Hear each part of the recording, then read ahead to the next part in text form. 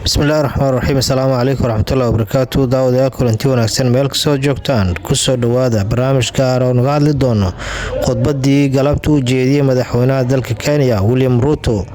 khudbadaas dhinacyadii uu kaga hadlay ayaan sidoo kale barnaamijka idinku tusin doonaa. daawadayaal ee mar kale kusoo dhawaada caalami 24 taad nagu cusubta youtube-ka iyo facebook-gana kusoo biir taad hore noola joogteen like iyo share noo saar si bulsho badan aan u gaarno. aan ku bilownay madaxweynaha dalka Kenya William Ruto ayaa galabta la hadlay bulshada dalka Kenya kadib banaanbaxyo xoogan oo ka dhashay markii hore barnaamij lagu kordhinay canshuuraha dalkaas qaybo kamid ah canshuuro cusubna lagu soo kordhinay oo baarlamaanka la horgeeyay si lacagaha iyo sicir bararka wadankaas Kenya ka jira wax looga qabto.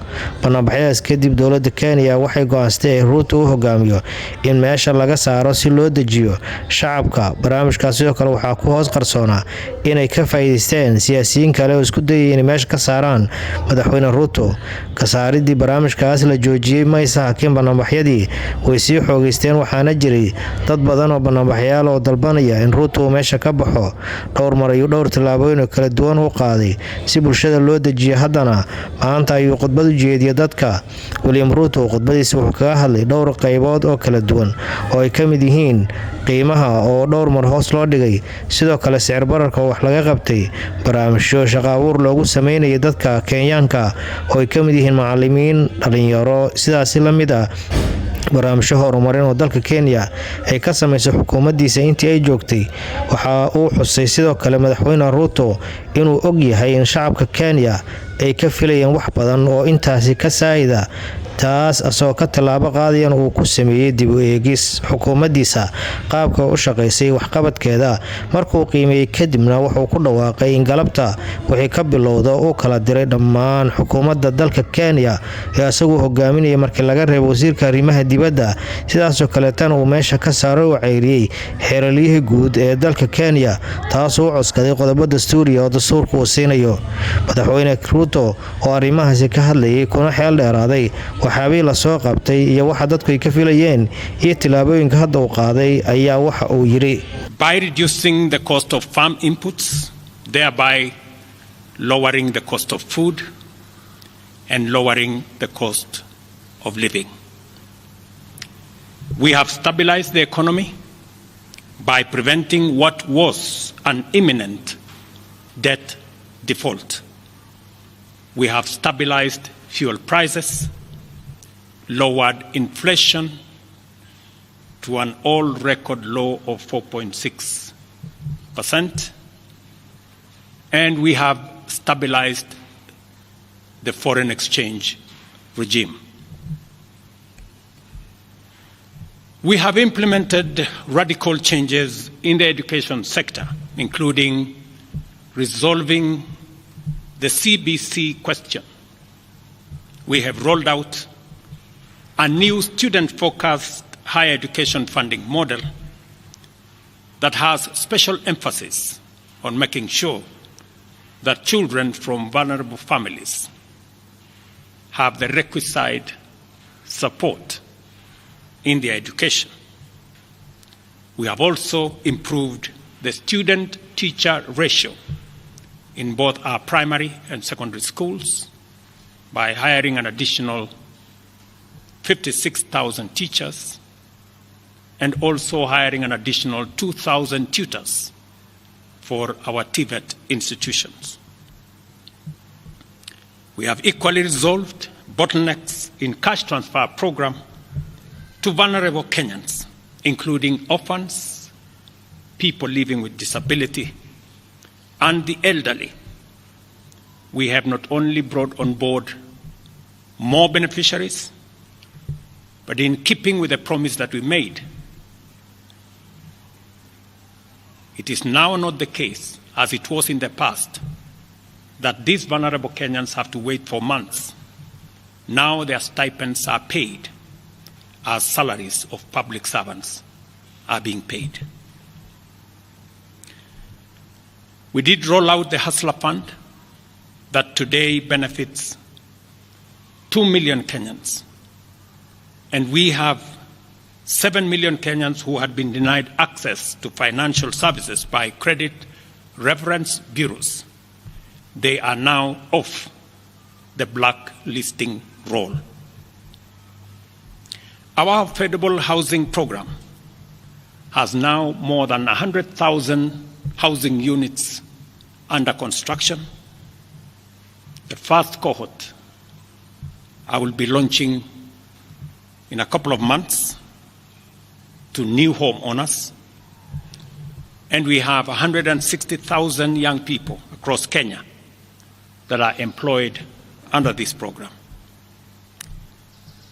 To expand manufacturing, value addition, and agro-processing as a key contributor to job creation, 18 county aggregation and industrial parks and 6 new special economic zones are under construction across Kenya.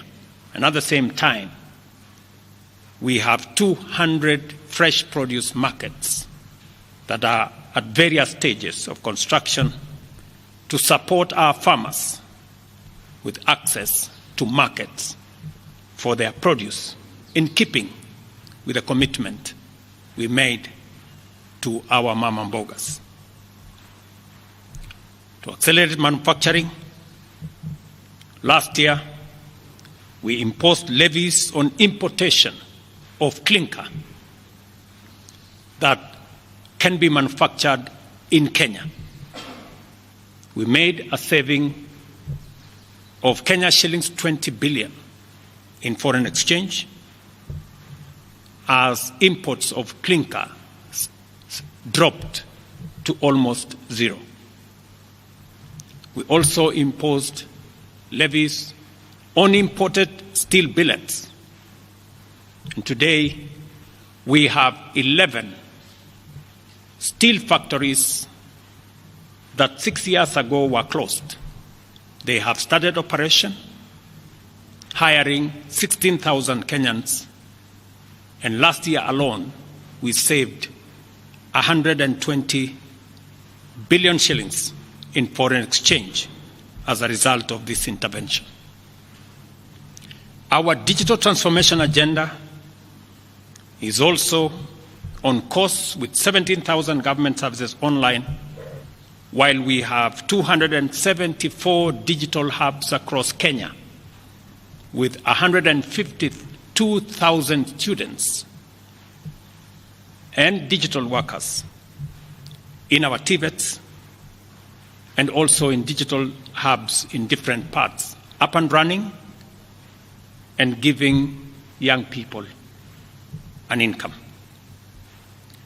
Our universal health coverage plan has already onboarded 107 community health promoters, and the process of registration for our social health insurance fund is ongoing, on its way to launch on the new date of 1st of October 2024 that will make it possible for every Kenyan to have a health insurance, and for those suffering from critical illnesses to have access to the critical illness fund, making it possible for every Kenyan to have access to treatment without the burden of having to fund it. On the measures I announced last week, barring state and public officers from engaging in harambes, I want to inform the country that the Public Fundraising Appeals Bill is now ready for publication tomorrow. However, even with the progress we have made, I am acutely aware that the people of Kenya have very high expectations of me. And they believe that this administration can undertake the most extensive transformation in our nation's history. Recent events that necessitated the withdrawal of the finance bill, which will require a review and reorganization of our budget and fiscal management have brought us to an inflection point.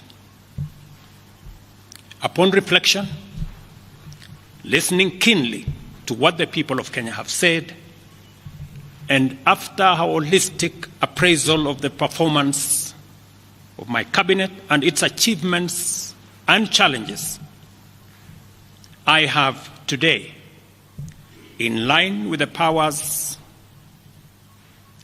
given to me by Article 1521 and 1525B of the Constitution and Sections 12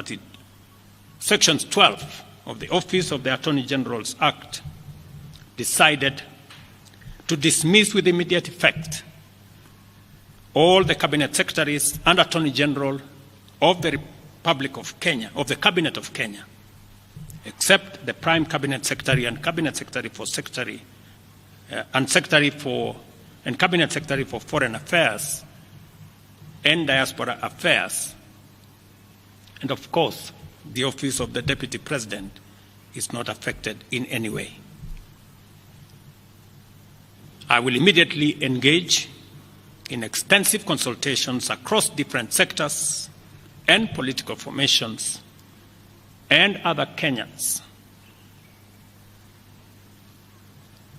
both in public and private, with the aim of setting up a broad-based government that will assist me in accelerating and expediting the necessary, urgent, and irreversible implementation of the program that we have, including other radical measures and programs to deal with the burden of debt, to explore raising domestic resources and revenues, expanding job opportunities, eliminating wastage and unnecessary duplication of a multiplicity of government agencies, and slaying the dragon of corruption, consequently making the government of Kenya lean, inexpensive, effective, and efficient. During this process, the operations of government will continue uninterrupted under the guidance of principal secretaries and other relevant officials. I will be announcing additional measures and steps in due course. Thank you very much.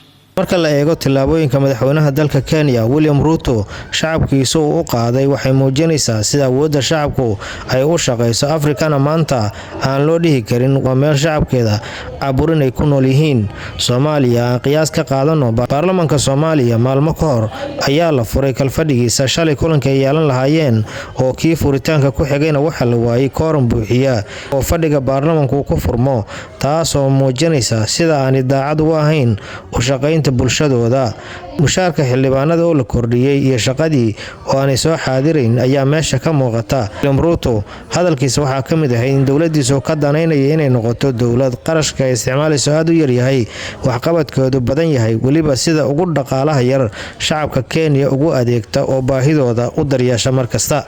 daawadeyntaas ayaan qodobkeen aan uga hadlayno khudbadii Kenya madaxweynaha William Ruto aan ku soo koobaya.